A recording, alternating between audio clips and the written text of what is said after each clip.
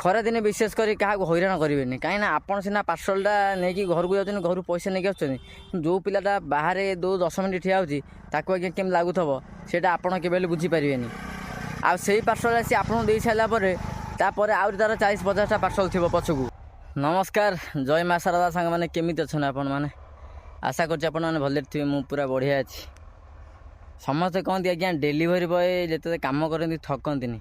କିଏ ଆଜ୍ଞା କହିପାରିବ ଯେ ଡେଲିଭରି ବୟଟା ଥକିଯାଏ କି ନ ଥକେ? ଯିଏ ଆଜ୍ଞା କାମ କରୁଛି ସେଇ ହିଁ ଜାଣିଛି କାମର କଷ୍ଟଟା, କାମର ମୂଲ୍ୟଟା।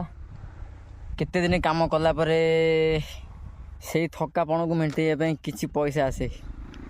ଏଇଟା ରିଅଲ୍ କଥା, କିନ୍ତୁ କିଛି ଲୋକଙ୍କୁ ଖରାପ ଲାଗିପାରେ। ଆଜି ମୁଁ ଆସିଥିଲି ବାବୁଜଙ୍କ ପିମ୍ପୁର ଉତ୍ତରକୁ ସଫିପୁର ଏଇପଟ ସାଇଡ଼ ଆସିଛି ପାର୍ସଲ ଦେବା ପାଇଁ। ପାଖାପାଖି 20ଟା ପାର୍ସଲ ସରିଗଲାଣି। ସରିଗଲା ମାନେ ଆମର ମହମ୍ମଦପୁର କତରୁ ସାହାଣି ସାହି ଗଡ଼ା ପର୍ଯ୍ୟନ୍ତ ସରିଯାଇଛି। ସାହାଣି ସାହି ଗଡ଼ା କତରୁ ଏବେ ଆରମ୍ଭ କରିକିରି ଭୂଇଁଆ ସାହି ପାଖରେ ଶେଷ କରିବି। ଆଉ 40ଟା ଅଛି, 60ଟା ଭଳିଆ ଆଣିଥିଲି, କିନ୍ତୁ ଆଜି ଆଉ ଲାଗୁନି ଯେ ସାରିଲା ଭଳିଆ। ବହୁତ ଡେରି ହେବ ସାରିବା ପାଇଁ। ଉତ୍ତରକୁ ସାହାଣି ସାହି ଗଡ଼ା ପାଖରୁ ସୁଦାମବତୀ ଯିବାକୁ ଯେଉଁ ରାସ୍ତା ଅଛି ସେଇ ରାସ୍ତାର କିଛି ବାଟ ଆସିଲା ପରେ ମୁଁ ପୁରା ଥକିଗଲି, ଆଉ ପାରୁନି। ଏଇଠି ବସିଛି ବିଲ ମଝିରେ, ଟିକେ ଗଛ ତଳେ ବସିଗଲି। ଆଉ କିଛି ସମୟ ଗଲା ପରେ ପାର୍ସଲ ଦେବି। ପାର୍ସଲ ଦିଆହେବ, କିନ୍ତୁ ଆଉ କିଛି ସମୟ ଗଲା ପରେ ପାର୍ସଲ ଦେବି। ଆଉ ଆଜି କିଛି ଭାଇମାନେ, ମୋର ନୂଆ ଭାଇମାନେ ଦେଖାହେଲେ, କହିଲେ ଭାଇ ତୁମେ ଆମ ପଟକୁ ଆସୁନ ପାର୍ସଲ ଦେବାକୁ। ମୁଁ କହିଲି ଆଜ୍ଞା କ'ଣ କରିବା, ଯେତେବେଳେ ଯେଉଁ ପଟକୁ ପଡ଼ୁଛି ସେପଟକୁ ଆସୁଛି। ଏଇଆ ଭାଇମାନେ ଚିହ୍ନିଛନ୍ତି, ବହୁତ ଖୁସି ଲାଗୁଛି ଯେଉଁ ପଟକୁ ଗଲେ।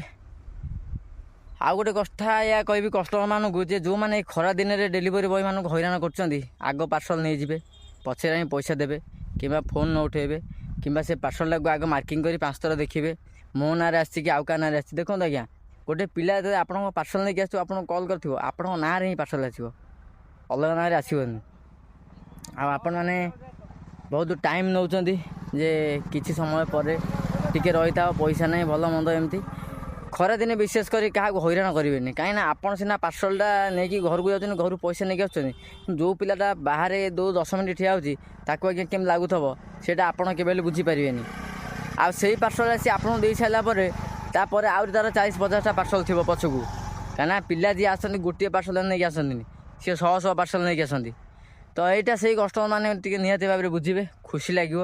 କାହିଁକିନା ଆମେ ଯେତେ ପରିଶ୍ରମ କରିକି ଆପଣଙ୍କ ପାଖକୁ ଆସୁଛୁ ପାର୍ସଲ ଦେବା ପାଇଁ, ଆପଣଙ୍କୁ ସୁବିଧା ଦେବା ପାଇଁ ଆସୁଛୁ ଆପଣଙ୍କ ଘର ପାଖକୁ, ତ ଆପଣ ଏମିତି କଲେ ଟିକେ ଭଲ ଲାଗୁନି।